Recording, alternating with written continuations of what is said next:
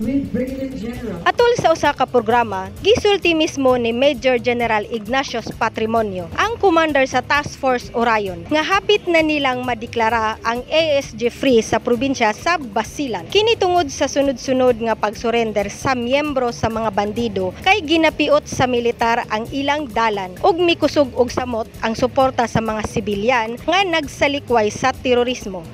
Alam naman natin na wala na silang mga leaders.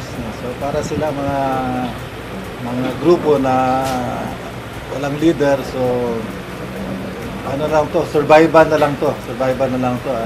At any opportune time, malamang mauubos na to.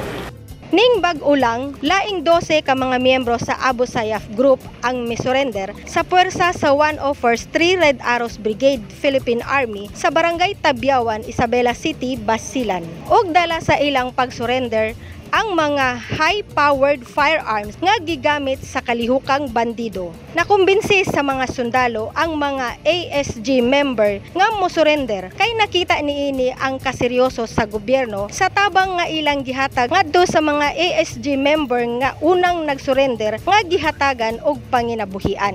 Og gipasalig sab nila sa 12 ka mga nagsurrender nga ASG nga makabaton sab kini og suporta og panginabuhian ubos sa Enhanced Comprehensive Local Integration Program kon ECLIP. Sherry May Gonzalez, Newsline Philippines, Basilan Province. Stay safe.